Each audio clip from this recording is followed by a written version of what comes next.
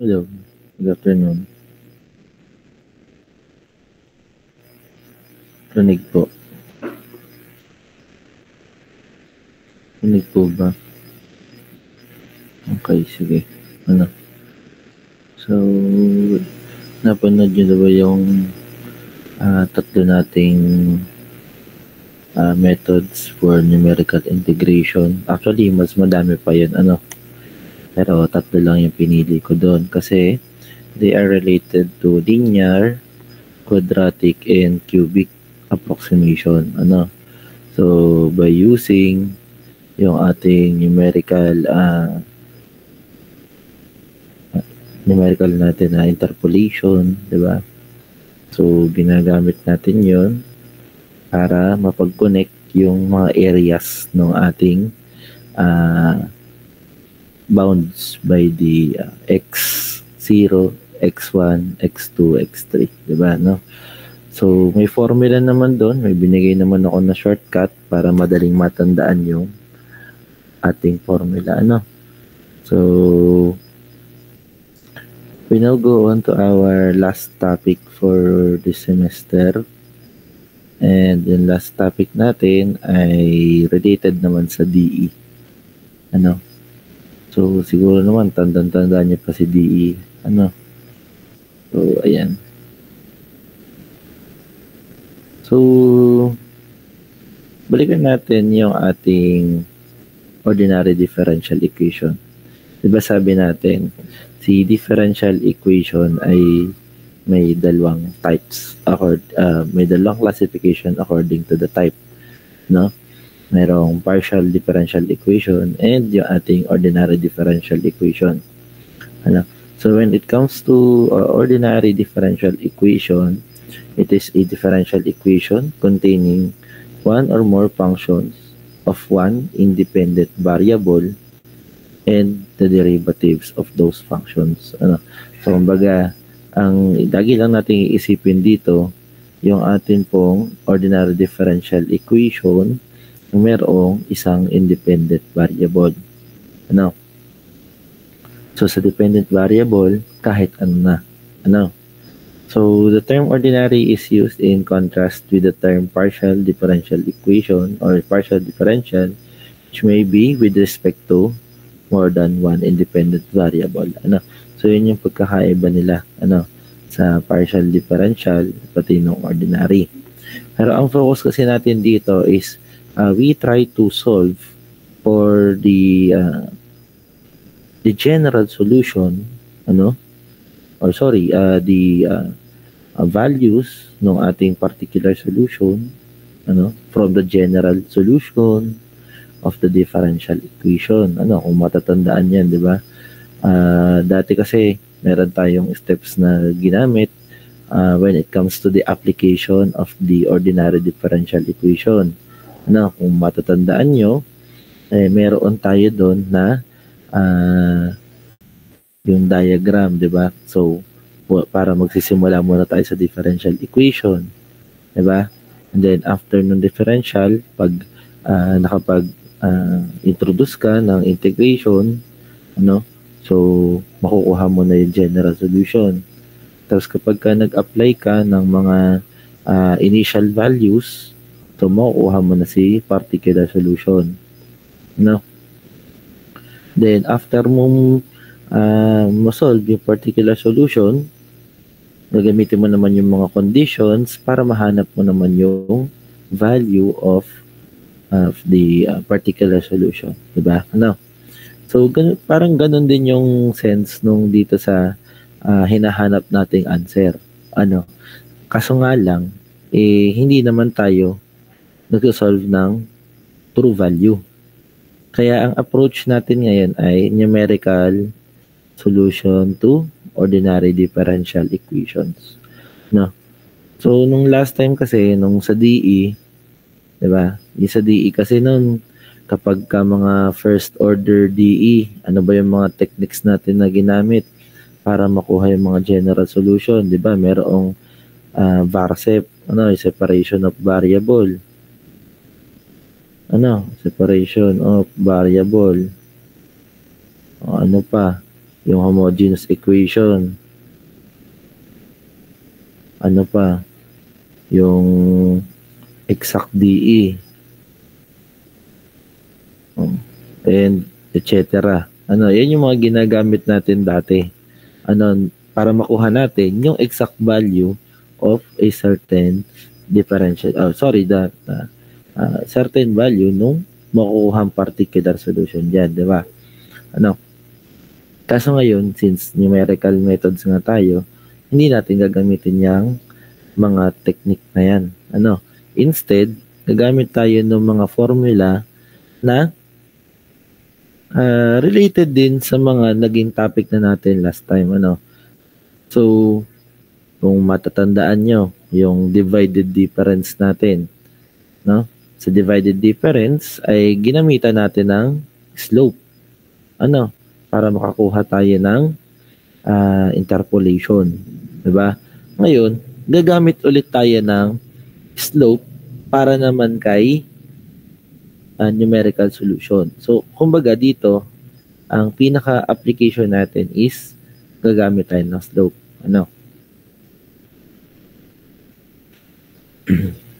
Sabi kasi dito sa numerical solution to ordinary differential equation, ina-assume natin na yung ating pong dy dx or the first derivative of y with respect to x ay equal na din dun sa ating magiging function of xy.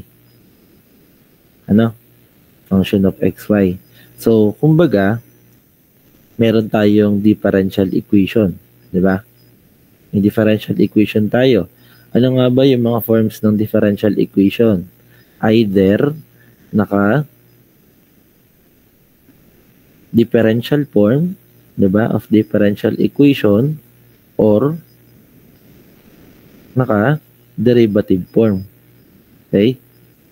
So, coming from this approximation for this numerical solution to ODE, yung ating dy dx ay naka-derivative form. So, what we are going to do is first transform your differential equation into derivative form. So, you need to isolate yung ating magiging first derivative term.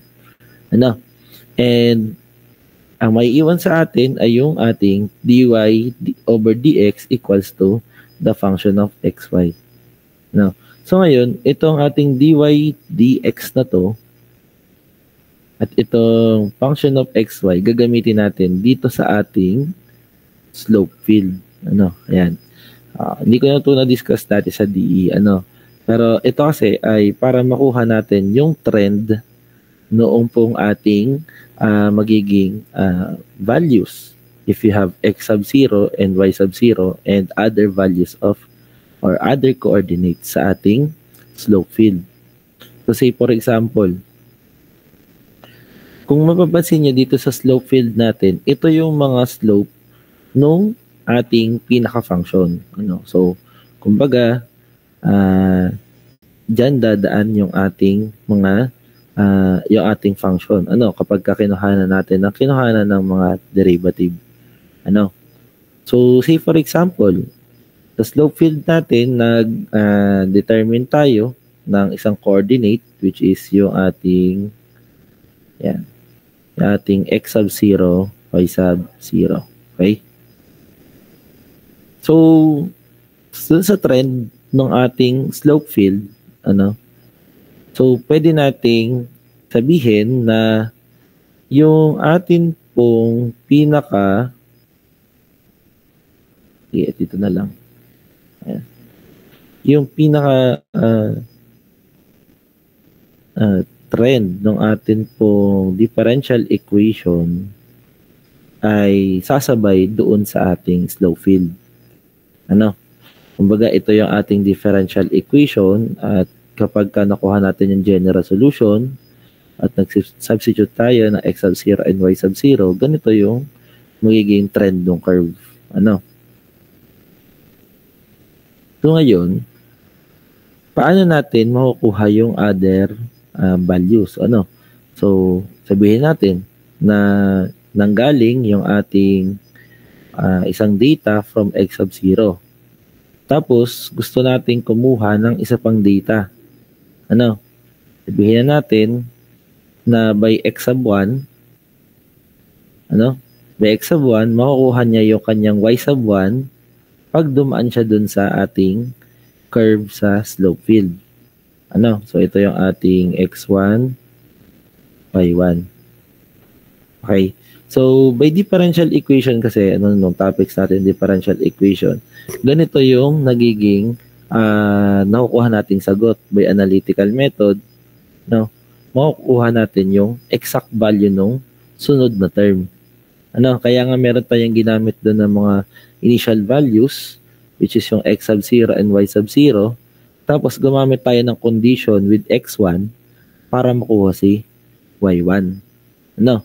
Ganun yun pagka transform sa slope field. Ang kaso ngayon, hindi kasi tayo gagamit ng analytical method para masolve yung y1 dito.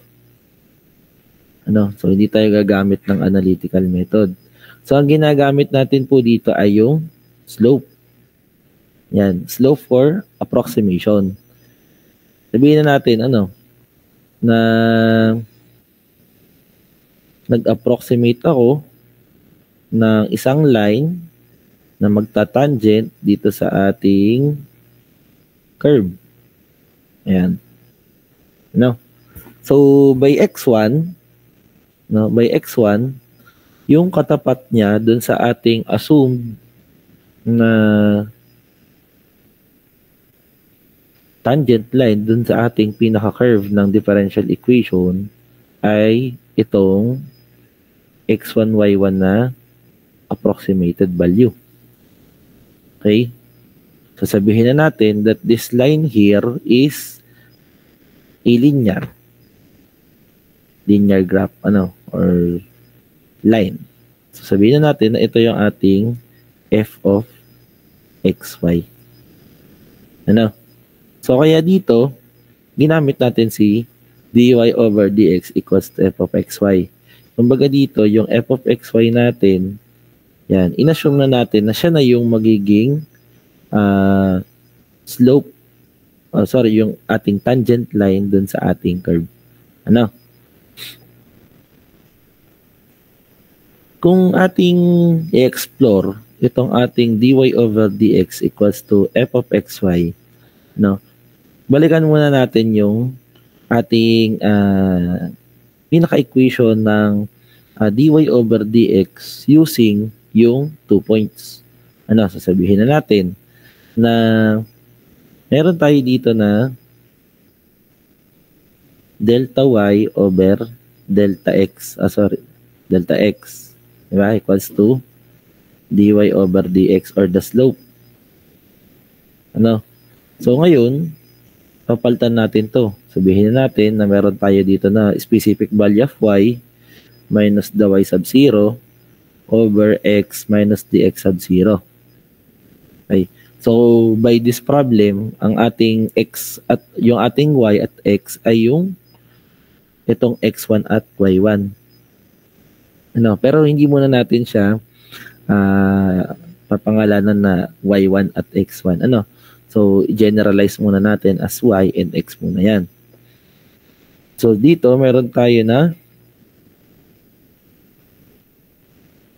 dy over dx.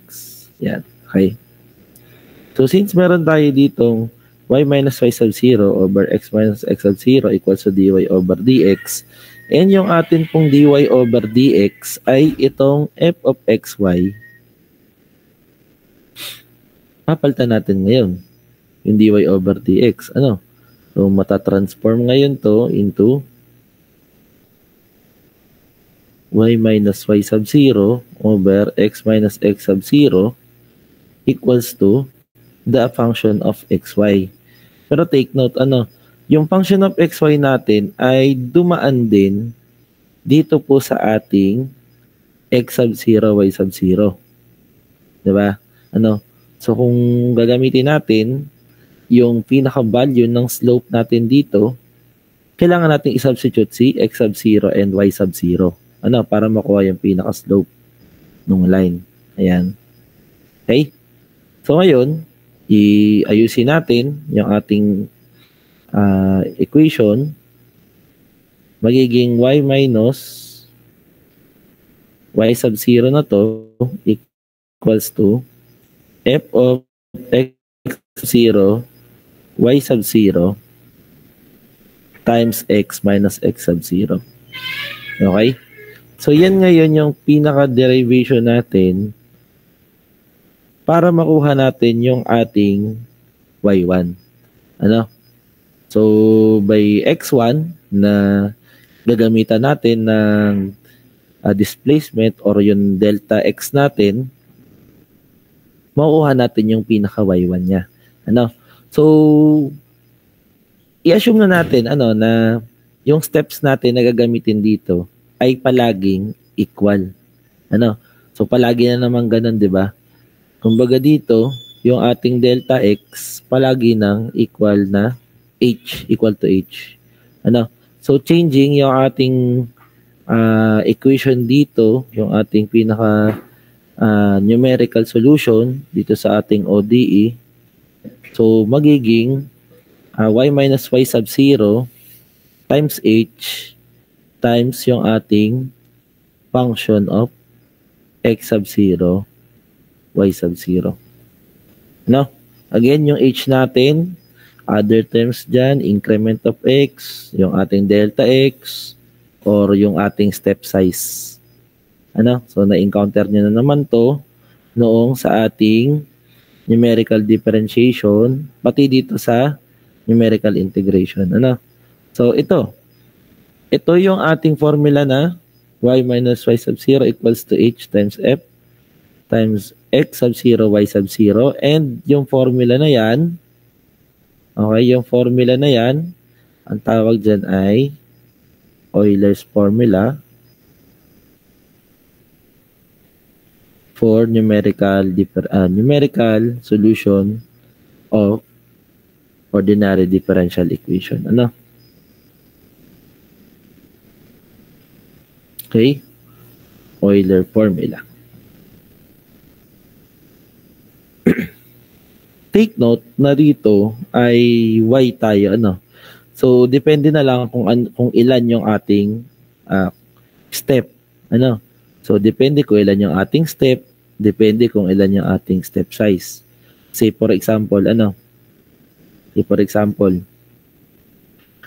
we want to obtain yung atin pong y na value with respect to a value of x, ano, using x y of x sub 0 equals to y sub 0. Okay? Paano makukuha daw yung certain value ng y with x sub 0, y sub 0, and the x natin na gagamitin. Ano? So, pagka ganyan, para makuha natin yung step size, so sabihin na natin na mayroon tayo dito na n equals to, h pala. Yan, h equals to xn minus x sub 0 over n. Yan, magkamukha na. Yan, n. Yung h natin, again, yun yung ating step size. Yung n natin, ito yung number of steps. Ito yung ating step size. And then, ito yung ating x sub n na gagamitin para makuha si y sub n. Tapos, ito naman yung ating initial value na x sub 0. So, may mga ganyan tayong scenario na ang given sa atin yung ating y sub 0 and x sub 0 at ang pinapahanap sa atin yung ating y sub n.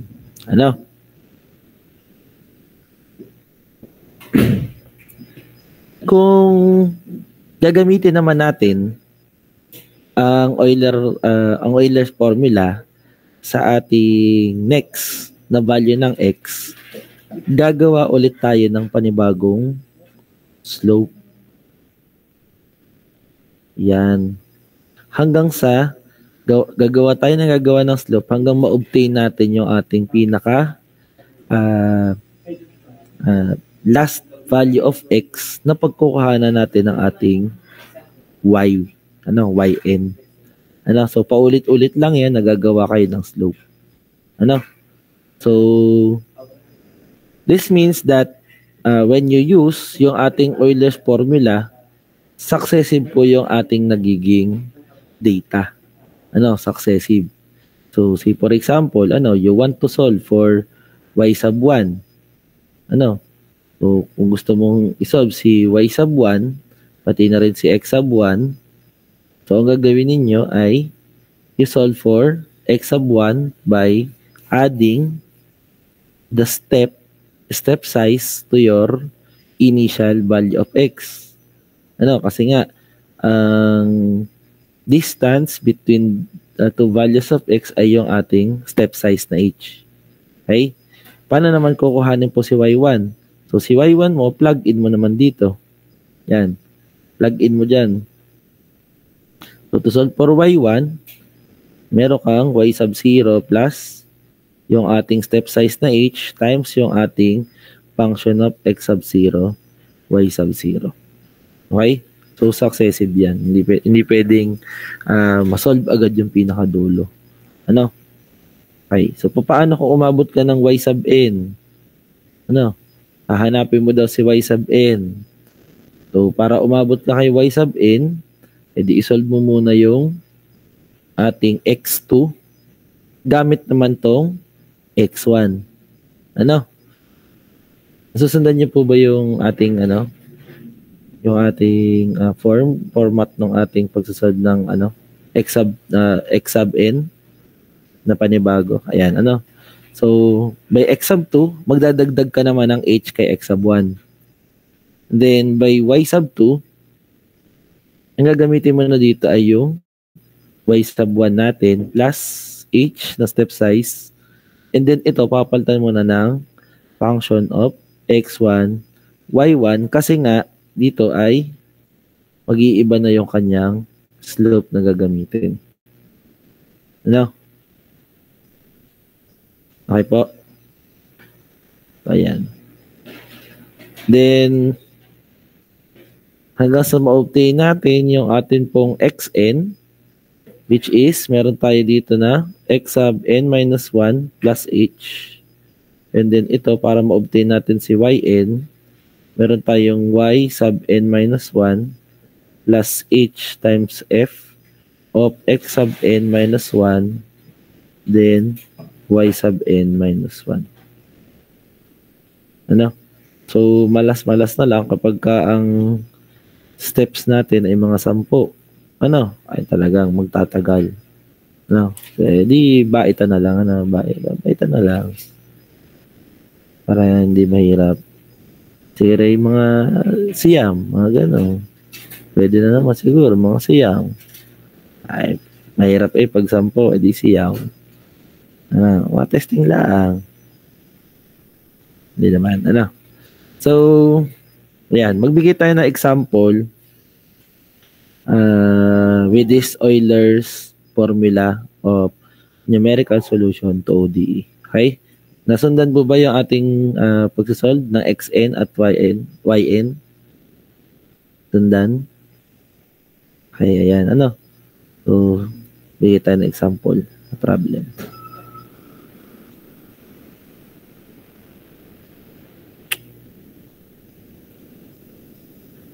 Ito, mahaba-haba ito eh. So, dito, ang gawin nyo na lang ay mag-store na lang kayo ng values. Kasi talagang mahaba-haba yung ating isosolve. Lalo pa kapag maraming number of steps. Ayan. So, example tayo. Pataas naman na rin. Bawasan ko lang ha. Wait lang. Bawasan natin. Mga with x find y with ano na lang, first 3 steps. Yan, hi. Sige, sample tayo.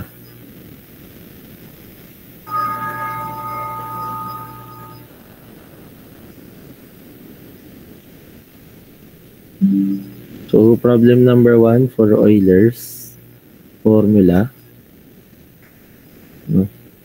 So, dito, meron tayo na differential equation na naka-differential form. Ano?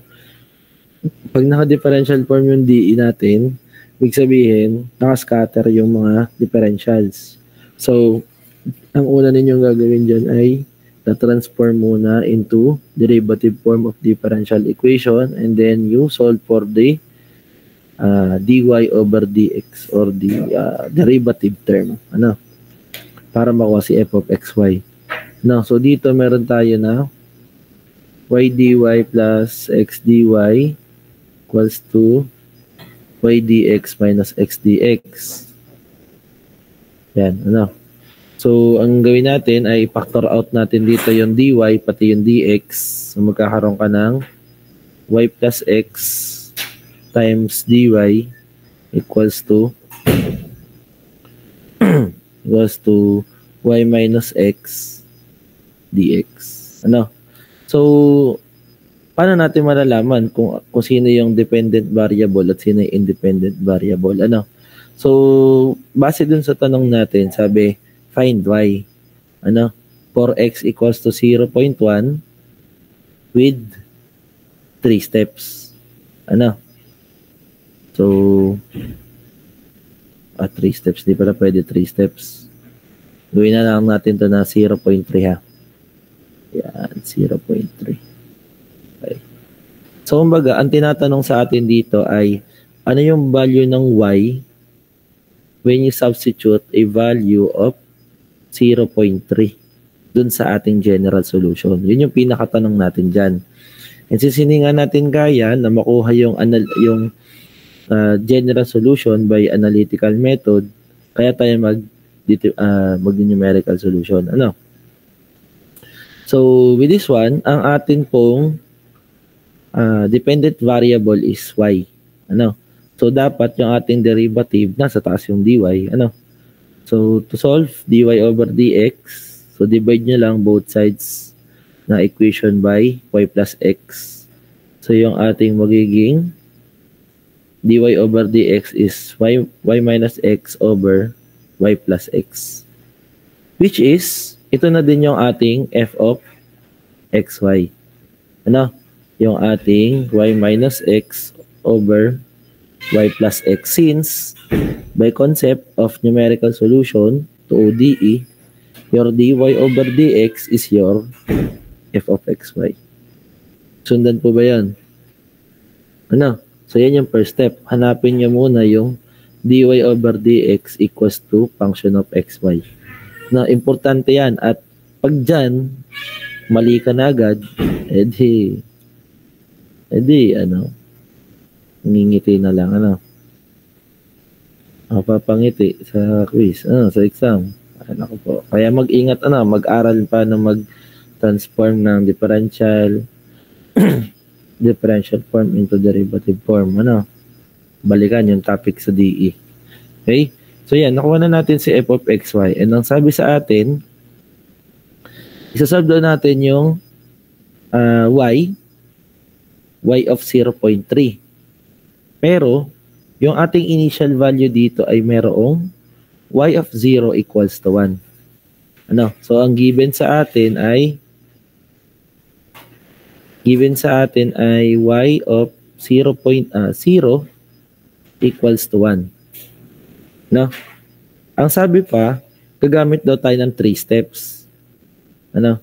Pero kung tutuusin naman, pwede mo naman niyang sabihin na ang ating h ay 0.1. Tama ba? Paano ba natin kukuhanin si h?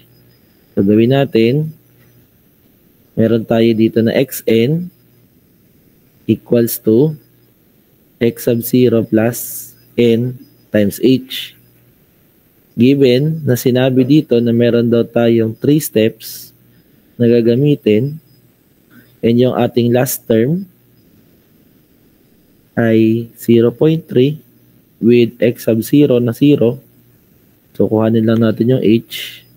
So, meron tayo dito na h equals to x sub n minus x sub 0 over n by manipulating your equation. Ano? Substitute natin, meron ka 0.3 minus 0 over 3. And your h is equal to 0.1. Okay? So, importante din yung makuha natin yung atin pong value of h. Ano? So, depende pa rin kung ilan yung hinahanap na steps. Depende pa rin sa given na steps. Yung ating h. Ano? So, kung ano man yung ating x sub n or the last term of x, subtract to the initial value of x na 0, then divide by the number of steps. Ano? Okay. So, ayan. So, meron na tayo ditong h. Meron na din tayong xn. Actually, si xn natin, di ba, ay x3. Kung tutuusin. Ano? So, meron tayo x3, meron tayo x sub 0. Ang gawin natin, para mas mabilis tayo makapag-solve, i-determine na natin agad yung mga values of x natin. Ano? So, sabihin na natin na by table, meron tayo ditong n, meron tayo ditong values of x, and then the values of y. Sabi natin, by zero term or zeroth term, yung atin pong value of x ay 0. Ano? And then the value of y or the y sub 0 at zeroth term ay 1. Okay? So, pagdating natin ng first step, so i-add natin yung ating h, 0.1. So, ang atin pong x sub 1 ay 0.1 and then unknown si y1. Para ma-obtain natin yung ating x at the second step, so meron tayong 0.2. And then yung ating last step, 0.3. Ano? Itong unknown na lang sa atin dyan ay yung mga values ng y1, y2, pati y3. No? Yan yung mga hahanapin natin para makuha natin yung final answer natin, which is the y3. Nasusundan po ba? Nasusundan? Okay, sige. So, solve tayo. So, using yung ating x sub 0, no? So, using x sub 0, y sub 0, na 0 at 1. So, we have here the x sub 1 equals to 0 plus the h na 0.1.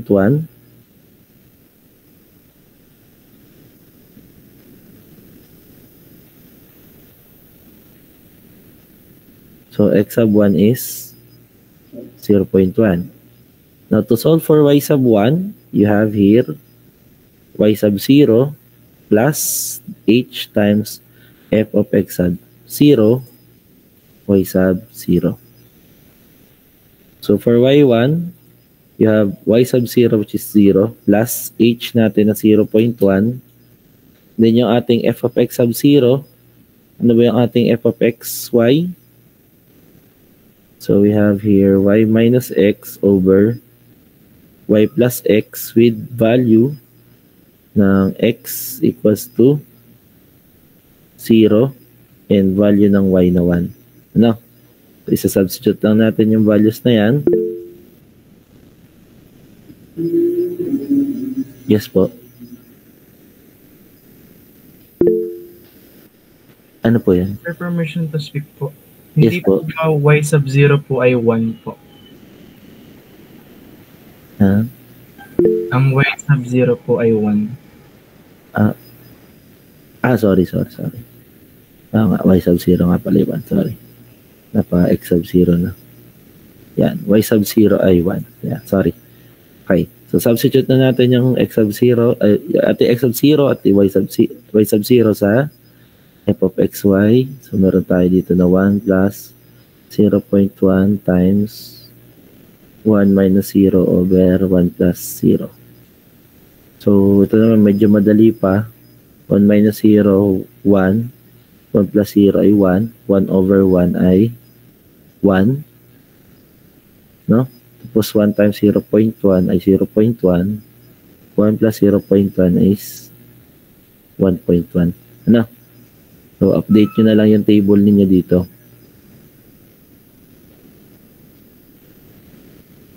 So, ito ay si 1.1. O, store nyo na lang yung data nyo na yan. Ano? So nari, ilagay nyo. Store nyo sa A. Ano? Para exact value. Okay? Kasi gagamitin natin yan, yung x1 pati y1 sa sunod na step. Ano? So, using x1, y1, na ang values ay 0.1, 1.1, makukuha natin si x2. Ano? So, x2 is equal to x1 plus h. Ano? So, x2 natin ay 0.1 plus 0.1. x2 equals to 0.2. Now, to solve for y2, meron tayo dito na y1 plus h times f of x1 y1. Ano? So, si y1 natin, so y2 equals to 1.1 plus h natin na 0.1 times y minus x over y plus x with value of x na 0.1 o yung y natin ay 1.1. Ano? So, dito, substitute natin 1.1 plus 0.1 times ito, medyo may hirap-hirap na to. Store nyo na yan, ha? 1.1 minus 0.1 over 1.1 plus 0.1. Ano may sagot natin sa y2? Kalikyo ko na lang din para ma-store ko. Pa-type naman sa comment section.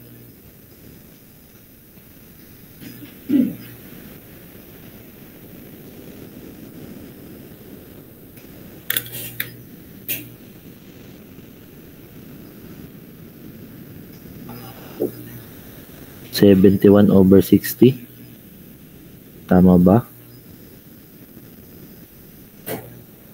71/60 or pwede naman naka-decimal pero still yung exact value yung gagamitin natin, ha? Kaya i-store ninyo. Ano? So 1.8333. Pwede nyo itong i-update. Ayan, update nyo yung table natin.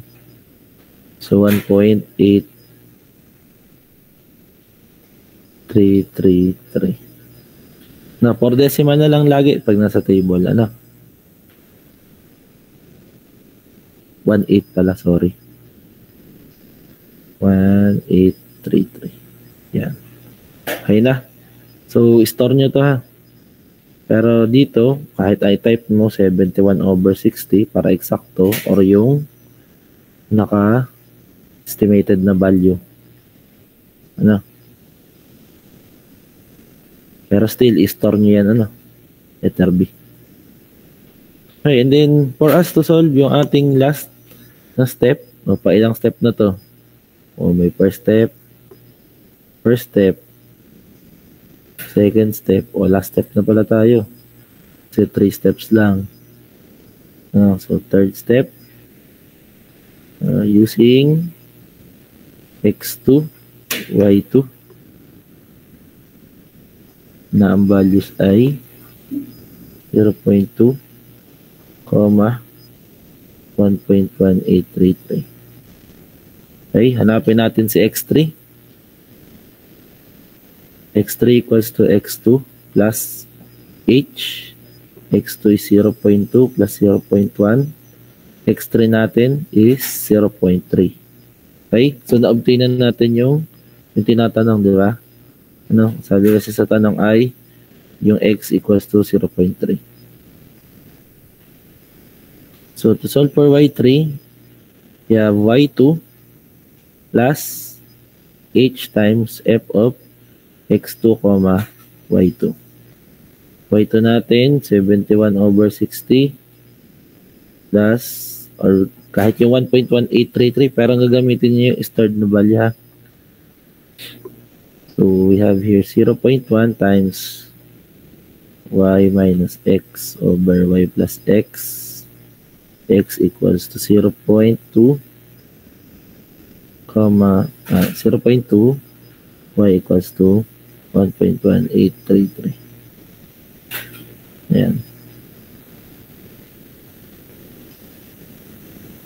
So, y3 natin equals to 71/60 plus 0.1. Tapos, ito ay 71/60 na lang din. Minus 0.2 bar 71/60 plus 0.2.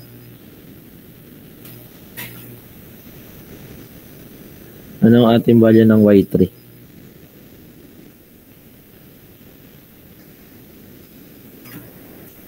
$1.2544. Wait lang. Recheck ko lang, ha. Ano ko lang din sa calcul. B plus 0.1 times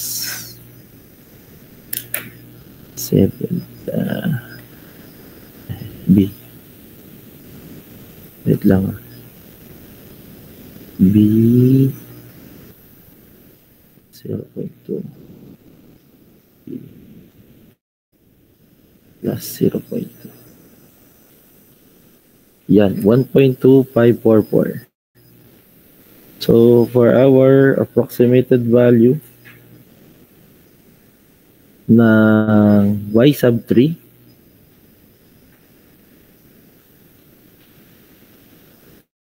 ay 1.2544. Ano? So, yan yung ating final answer. Okay? So, ang kadalasan lang na mali dito ng iba ay yung pagkuha ng function of xy. Ano? Kaya simula pa lang sa simula ay mali na sila. Ano? Tapos magtatanong, Sir, bakit po ito ay 1 point laang? Ay di effort. Simula pala yung mali na. Anong checkan ko din yan? Ano?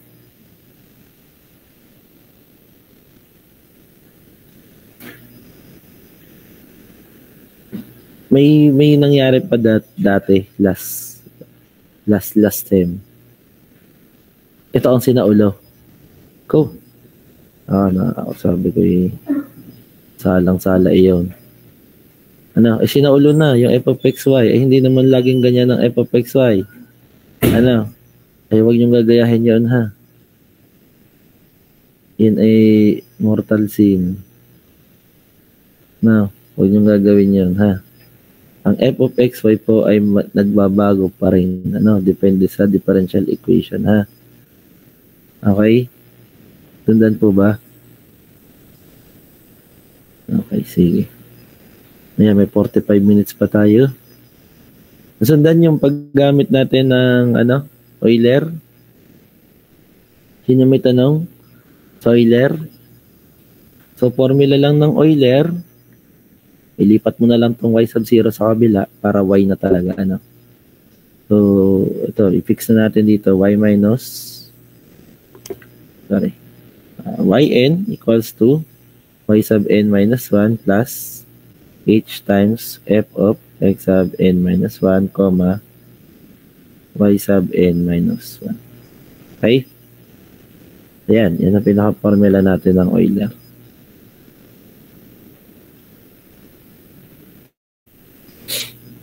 Okay. So, i-modify natin si Euler. Ano? I-modify natin para mas maging accurate yung kanyang data doon sa ating true value. Para mas lumapit ba yung value nung approximated value natin with the true value using the analytical method. Balikan natin to. Yan, balikan natin. Okay, dito naman, ang gagawin natin, ay wait lang pala, sorry, isisend ko muna pala.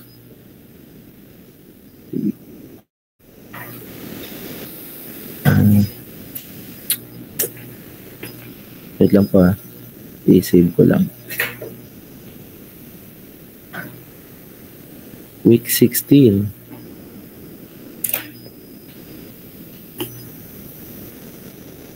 Ito yung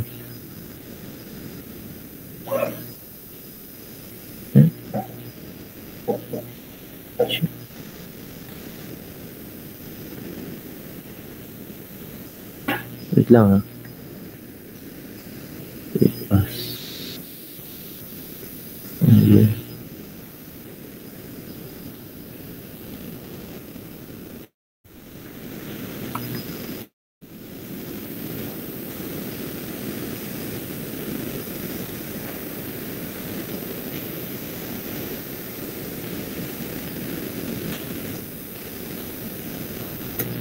Yan.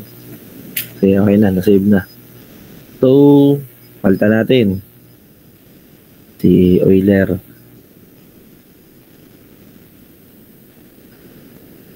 Yan.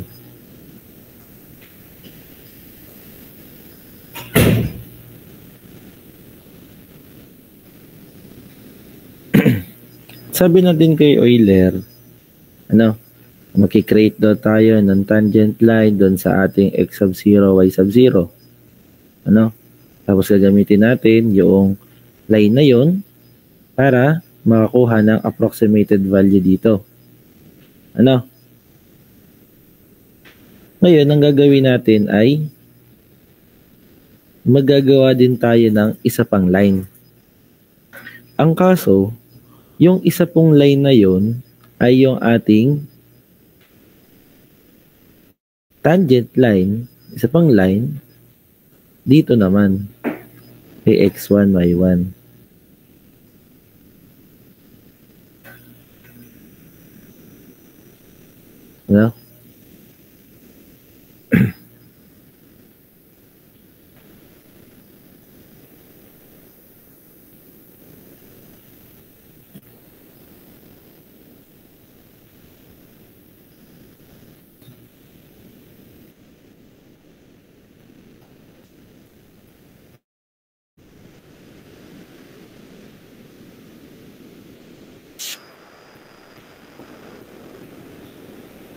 Okay.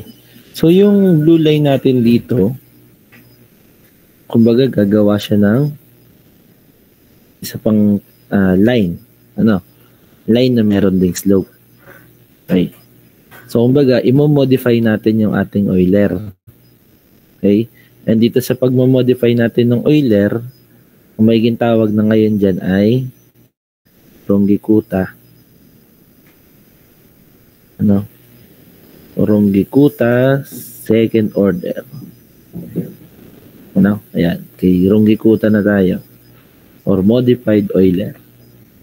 Okay. Doon sa Runge-Kutta second order, gagawin natin dito, mag-a-assume tayo ng isa pang line na tatama din doon sa x1, y1 natin na ginawa. So, ano yung magiging slope noong ating line na to? So, yung slope ng line natin na dyan, ang panggagalingan ay yung ating bagong M. So, sa bagong M natin, ano yung values dun sa bagong M? So, meron tayo dito ang f of x sub 0 plus yung h natin. Bakit?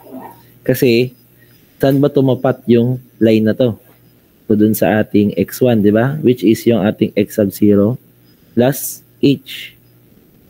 Ano yung ating y dito? So, yung y natin, yun yung y1. Yung y sub 0 plus h times f of x sub 0, y sub 0. Yan ngayon yung panibagong slope nung isang line natin na yan. Nasundan po ba? Ano sa? Sure ba? Susundan? Again, yung slope na yan ay yung slope nung line na to.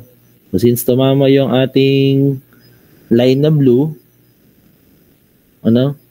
dito sa ating assumed na x1, y1, kumbaga yung ating slope dito ay yung f of x1, y1. In-expand ko lang. Naintindihan? In-expand ko lang po yung x1 at y1. Kaya ganyan yung ating slope dun sa line na blue. Ngayon, para mas lumapit, kasi ito sobrang lapit. Ito assume lang naman kasi yan. Ito yung ating pinanggalingan x sub 0, y sub 0. Mag-a-average tayo. Yung average natin, yun yung pinakagagamitin natin for the Runge-Kutta second order. So, sa average na yan, average nung slope nito, yan, parang ito yung pinaka slope 1, sabihin natin K1, tapos ito si K2. So, para ma-determine natin yung slope nito, average nung K1 at K2, which is K1 plus K2 over 2. So, ngayon, i-apply natin tong K1 plus K2 over 2 na to dun sa ating pinaka-equation kanina. Sabi natin, di ba, by Euler, yung Euler natin ay y equals to y sub 0 plus h times yung slope na x sub 0, y sub 0. Ang kaso, pinalitan natin yung slope by the average of these two slope of lines. So, instead na f of x sub 0, y sub 0 ang ating substitute, ang gagamitin natin po ay K1 plus K2 over 2. Okay? So, in general, ang Runge-Kutta second order, mayroon pong equation na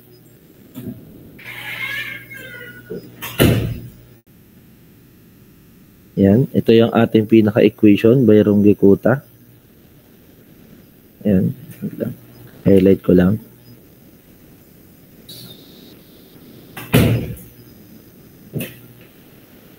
Where K1 equals to f of x sub 0, y sub 0. Ito yun, Yan, yung pula. Ringat, sir. Ayan. Itong line na to, yun yung slope nung f of x sub 0, y sub 0. O, ano naman si K2? Si K2 natin ay itong mahabang ito. So, K2 natin ay yung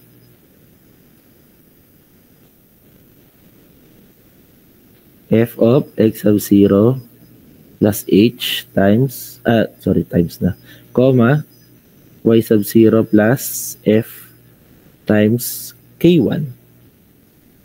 Pwede naman K1 yun, di ba? Kasi nga, K1 ay si f of x sub 0, y sub 0. So, h times K1. Okay? So, plug in nyo lang yung slope ng K1 dito. Plug in nyo lang yung slope ng K2 dyan. Makukuha nyo na yung average slope ng dalawa. Which is, imumultiply natin sa step size. And then, dito yung ating y equals to y sub 0. Y equals to y sub 0 plus h. Times yung average slope. Okay, kaya second order kasi nagkaroon ng isa pang derivative para dun sa ating x1, y1. Ano? So, yan lang yung tatandaan nyo. Byron Jekuta, second order, yung nakakulay pula. Ano? Sama ko na to. Yan. Yan yung importante, no?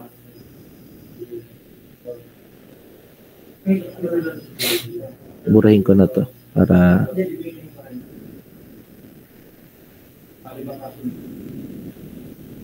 yan. So, nasundan yung pagde-derive natin. Nasundan yung derivation. Sure. So, ngayon, apply na natin, ano?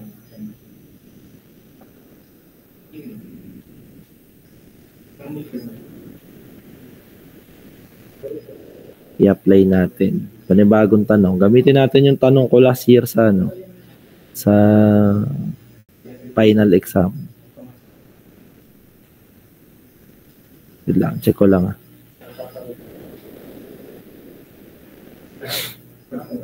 Hanapin ko lang yung ano ko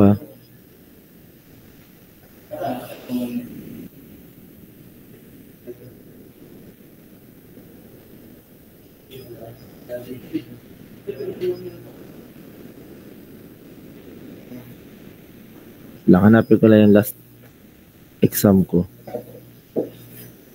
Yung finals. Final exam.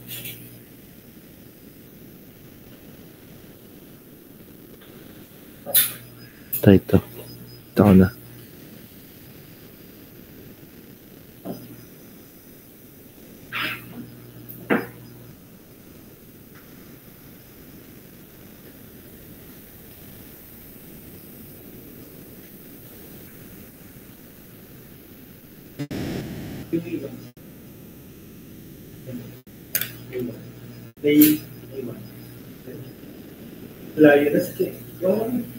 Pwede yun, sir. Ilan na? Tapos ang malupit pa, itong nime-makeup ko is, ano lang, project presentation. Hindi, okay yun. So, ganda nga yun.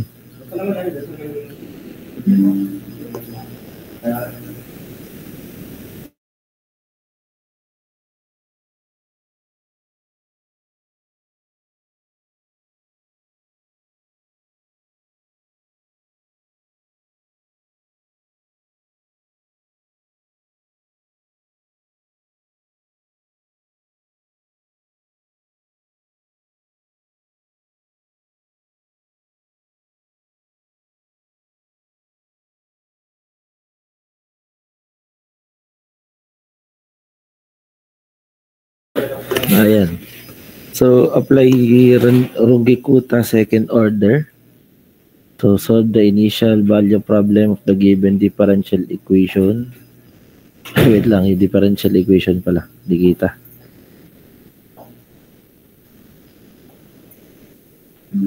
Ito. Yung differential equation. Differential equation natin, x cubed dx plus y dx minus dy equals to 0 with initial value na y of 0 equals to 1. Okay, apply na natin si Rungikuta. So, una natin gagawin ay determine muna si f of xy by isolating yung ating derivative. At kung mapapansin nyo dito, ang ating dependent variable ay yung ating y. Tama ba? Do you agree with that? Ang ating dependent variable ay si y. No? Okay. So, gawin natin, meron tayo ditong x cubed plus y dx. Factor out natin yung dx. Okay. Then, you have here the negative dy. Ilipat natin yung dy sa kabila. Ano? Tapos, since ang ating hinihingi ay yung dy over dx, so i-divide lang natin both sides of the equation, yung dx. So, meron ka ng x cubed plus y equals to dy over dx. Take note that x cubed plus y na equals dy over dx, yun na din yung ating function of xy. Sundan? Sundan yung pagkuha ng ating f of xy. Sige. So ngayon, apply na natin si Runge-Kutta. Ano? Sabi dito, ang ating final value of x is 0.2. Ano? So we have here 2 steps. So we have n equals to 2 steps. So we have here the x2 equals to 0.02. Ano? So we have x sub 0 which is 0. So to solve for h, we have h equals to x2 minus x0 over 2. We have 0.02 minus 0 over 2. Value of h is 0.01. Nasundan ang ating pagkuha ng step size. Okay tayo dyan. Sige, kung gamitin na natin yung ating step size ng ating function of xy dun sa ating Runge-Kutta. So, first step, using x0, y0 na 0, 1. Ano? So, dito, to solve for, sorry, table pa pala. N, x, y.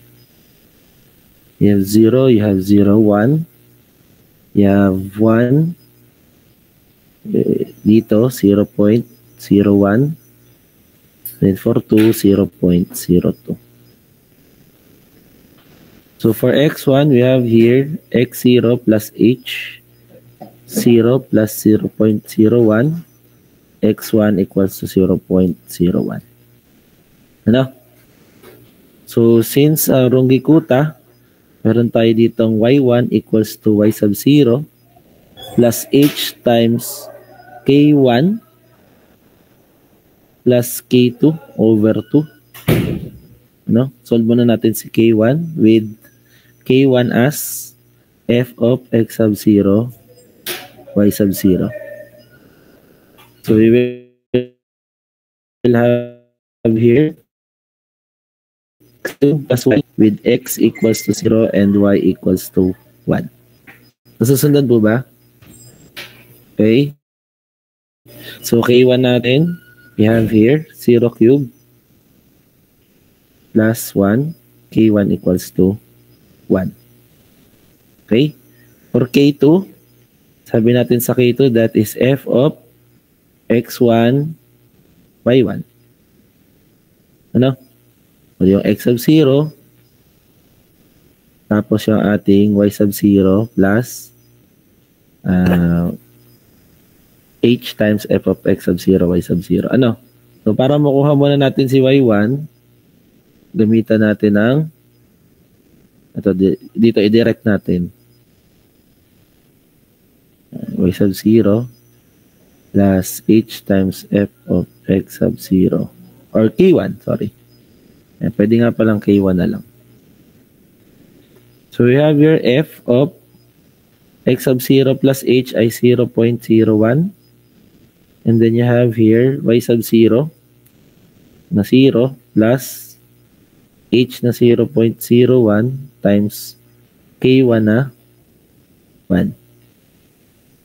So we have here f of 0.01, 0.01. Tama ba? Yes po.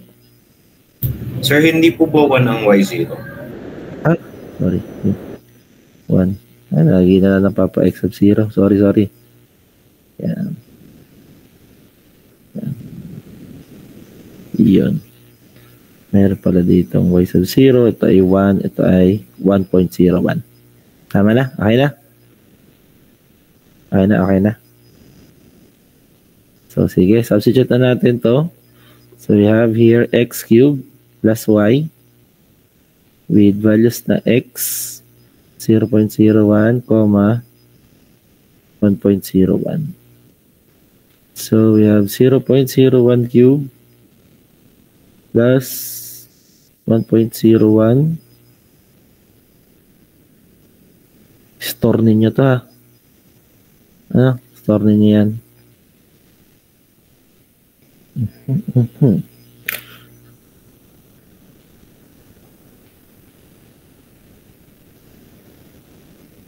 Ang nakuha niya ay 1.01, tatlong 0 tapos 1.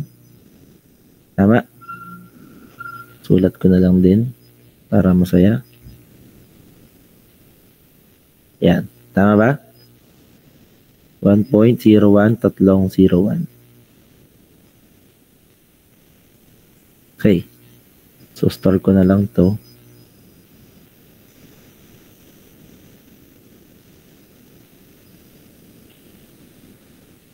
Lagyan ko lang ng note ha. Ni-store ko kasi sa A. Okay. So, to solve for y1 nating totoo dito.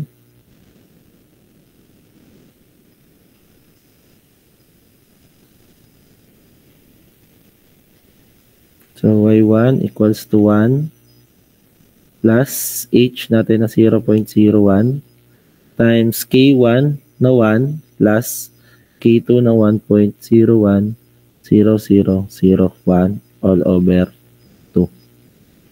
What is your y1? Haba, ano?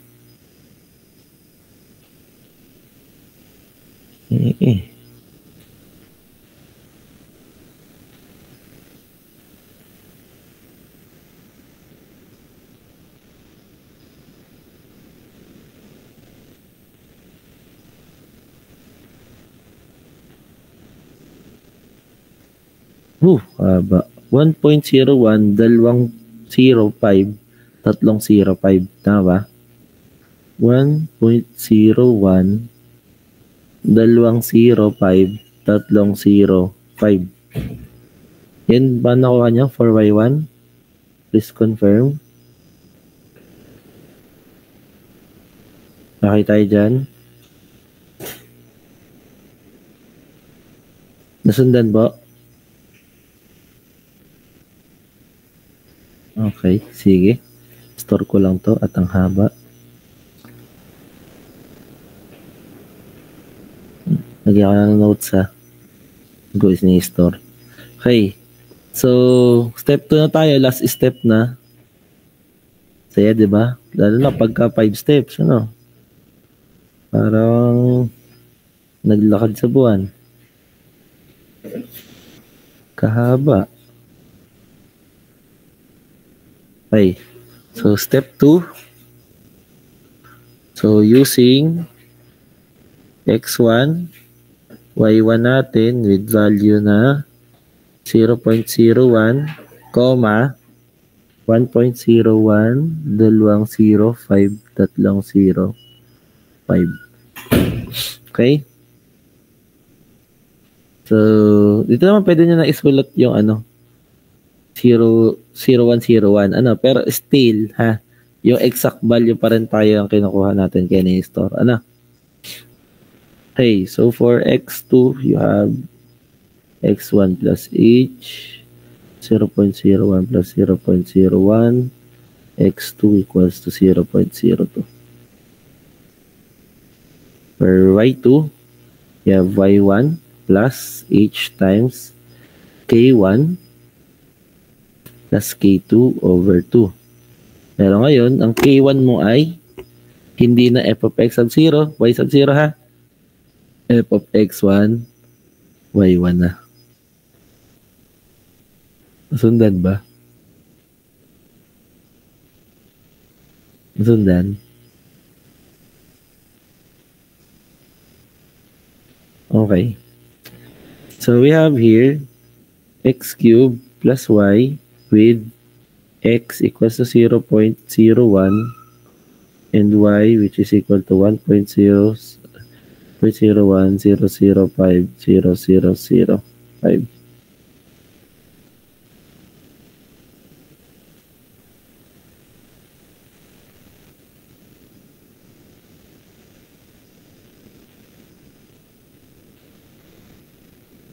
Haba naman. Yeah. Anong value? Yes. Mapapa-yes na lang. K1 ay... Wait lang ah. Saan ko nga ba ni store? Sa B. 0.01 cube plus B. What? Ito. 1.01, 205, 1, 205. Tama. 1.01, 2051, 205. Sundan. Sige, 1.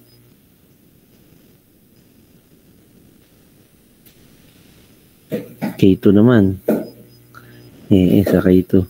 F of x sub 1 na tayo plus h, comma, y sub 1 plus h times f of x1, y1 or k1. Ano? Pansinin nyo ha. Ito ay x1 na, baka kayo mapasarap. Ano? X0 ang ilagay nyo pa rin ha. Dahan-dahan. Ano? Dahan-dahan lang.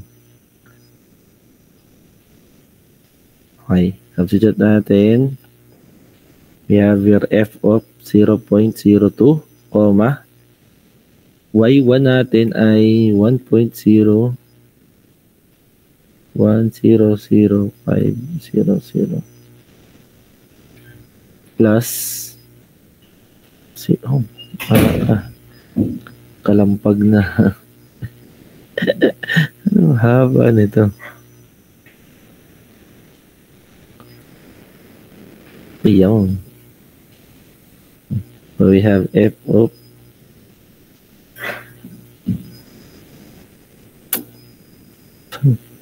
store ko sa C.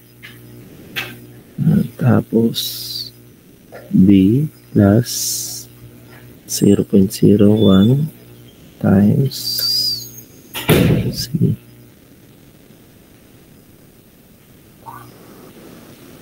One point 0.02 015 0515.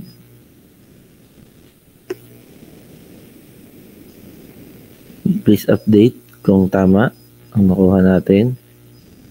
Tama ba? Okay, tama naman ano. And then yun na. Isa-substitute pa natin. Hindi pa yan yung pinaka-K2 ha. Yan ay ano pa lang. Values na isa-substitute. Ano? Kupo. Ay, iyak. So, K2 natin ay x cubed plus y of x equals to 0.02, y equals to 1.02 015 0515. Store ko nga ito sa D.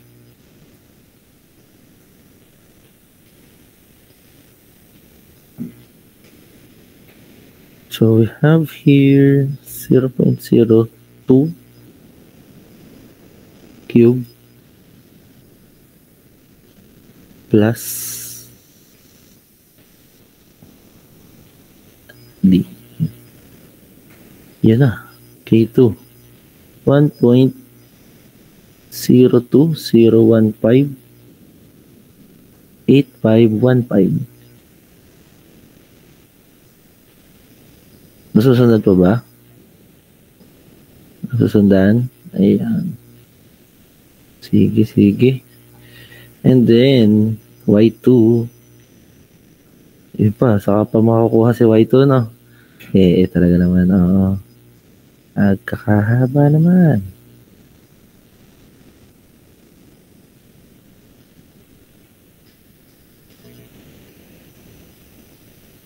So, Y2.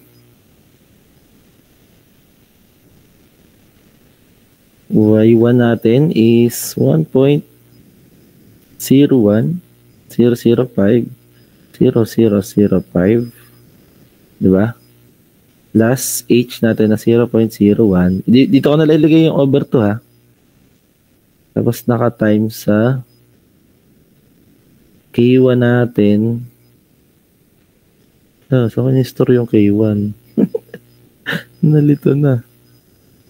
1.0.010051 plus 1.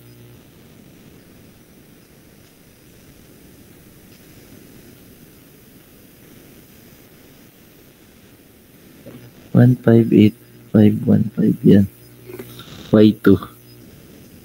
Yan natin ang Y2.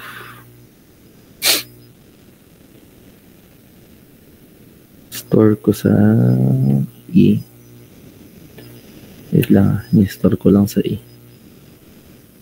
So, ni-store yung ano. So, C. Ayun, tama. Kasi nga. So, B. Tama. Plus 0.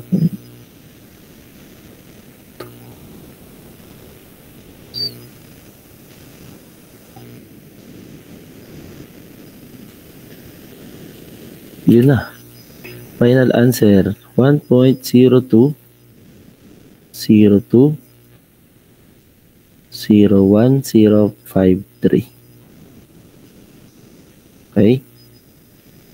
So that is our final answer. No? Nasundan po ba? Haba no? Mahaba. 25 points. Ano? Pag nagkamali ka dito, 1 point. Pag nagkamali ka dyan, thank you na lang. Ayun lang. Mga papa, God bless.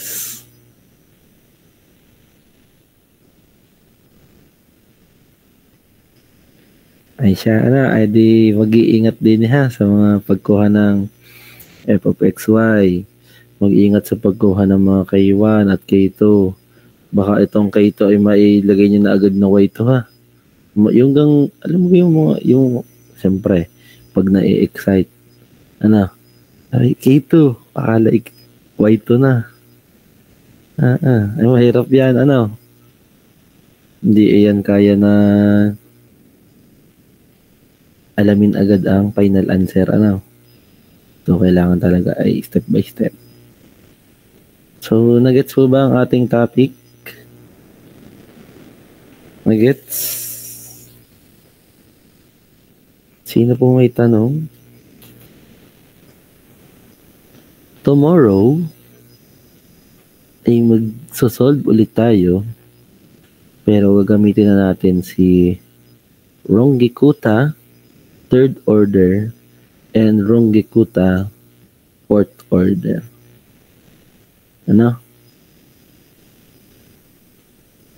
So, kapag third order, tatlong slope ang ginamit doon. Kapag naman po fourth order, 4 na slope ang ginamit doon. So, ito yan. Dito yan, yung slopes na yan. Ayan. Yan yung mga slope na pinagkuhanan dyan. Okay? Nasundan ang ating discussion. So, tomorrow, pwede naman mag-advance study na kung ano yung formula na nalaman ninyo. Ng Rongikuta, third order, pati fourth order. O sige, meron pa namang oras. Isulat ko na dito yung formula. Para naman wala nang mabigla bukas at mag-solve na lang tayo ng problem.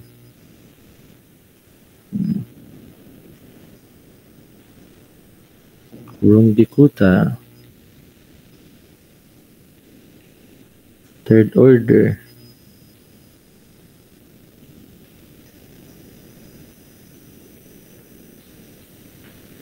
Maikli lang.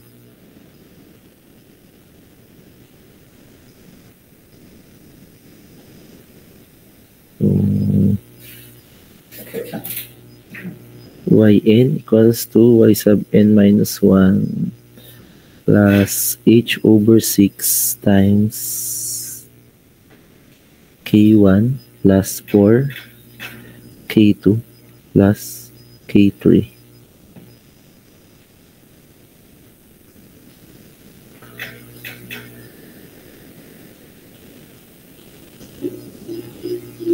For k1 is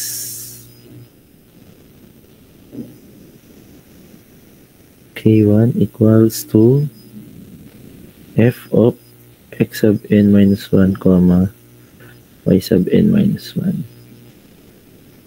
For k2, f of x sub n minus 1 plus h over 2 comma. Tingnan nyo, dito sa Runge-Kutta third order, hahatiin natin yung h. Hatiin natin dyan yung h.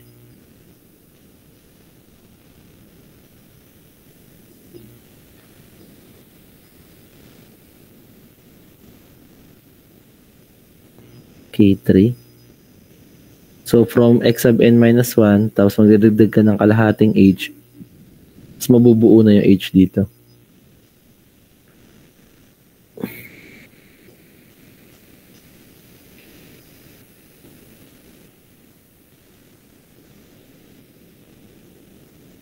Yan.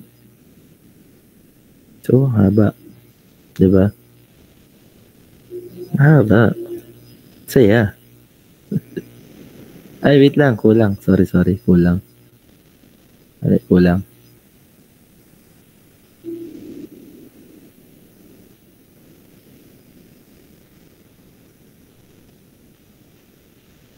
Minus HK1 plus 2 HK2 pala. Yan. Tapos, ito naman yung sa fourth order. Sir, tama na. Out na. Uwi ka na, sir. Ito, fourth order.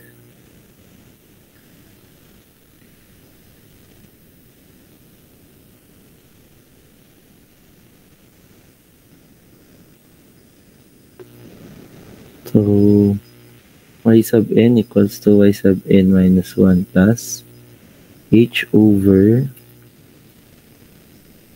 6 din.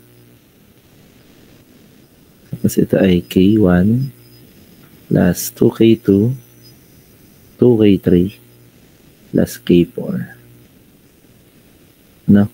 Dito naman nahati yung k2 kanina. Di ba 4k2 yung kanina? Ngayon 2k2 at 2k3. Then, for k1, the f of x sub n minus 1, comma, y sub n minus 1, k2, f of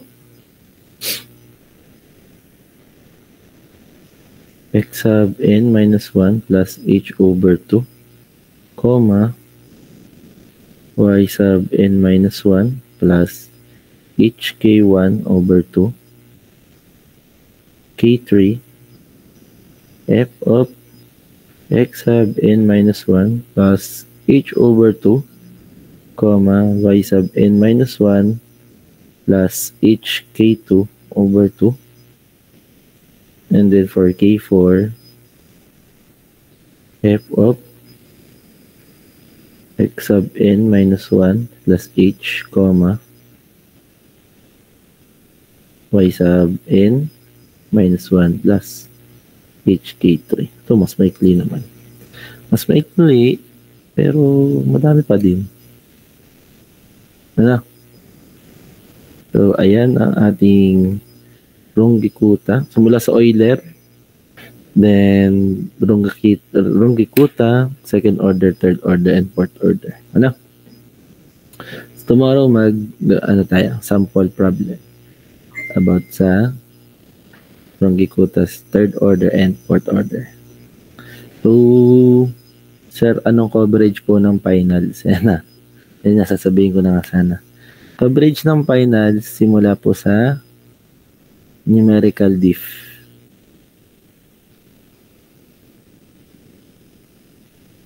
Hanggang dito. So, ang problema niya ay sa ulo ng formula na. Sa formula ang kalaban. Liga na. Ay, okay lang yan. So, higi na ngayon. May formula na. Kaysa nung DE, ay, nung DE dati, mag-iisip ka pa nung gagawin. Diga, ay dito. At least, kung alam mo ang formula, hindi, formula, isulat, no? Okay, so tomorrow, last meeting natin for the SEM, and then, bibigay ko na yung PSET 2.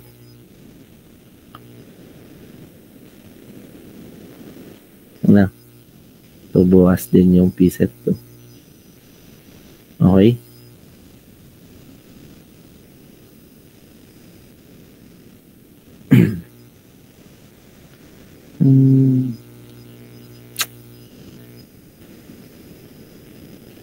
Madali naman siya sundan, tama.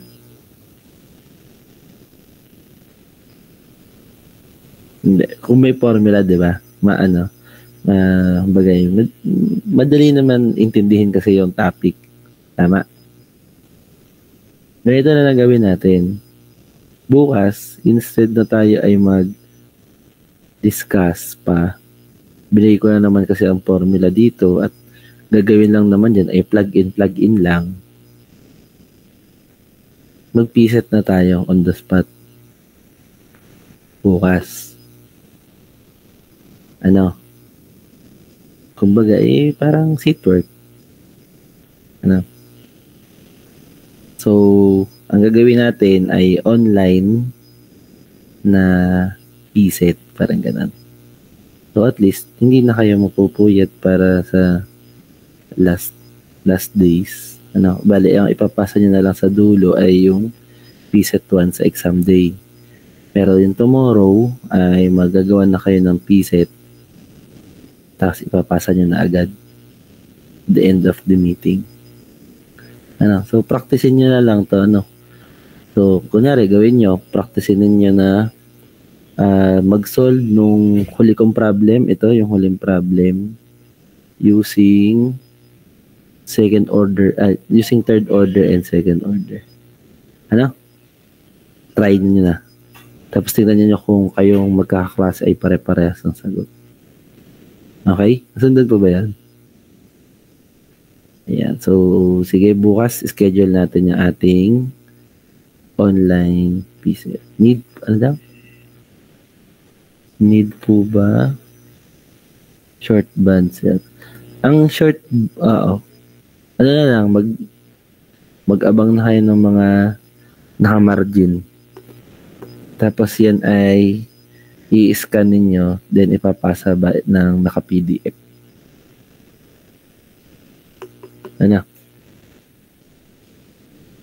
Nasunod po pa yung gagawin bukas.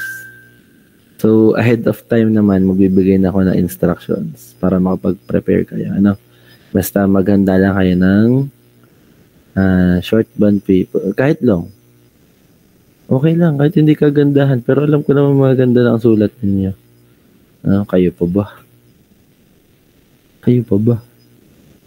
Diba? Kahit basta yung legible, pantay-pantay din.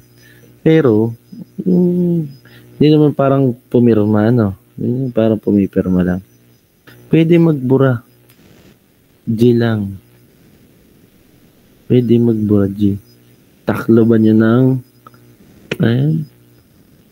touch and go. Touch and go pa ba tawag doon? Anong tawag doon? Yung correction tape pala. Sa amin dati, naabot ng touch and go. Ayan. Yan, So, practice na lang kung ninyong isolve para at least, diba, aralin nyo na ngayon. Kasi yung iba kasi, nag-aaral po. Pag malapit na yung exam, But at least, ang advanced math. Di, wala na. Chill na lang. Ano? Okay? Okay tayo dyan. Goods tayo. So, sige. Ay, lagpas na pala. So, thank you po sa inyo. Ano? Class dismissed na po tayo. Thank you po, sir. Thank you po, sir. Thank you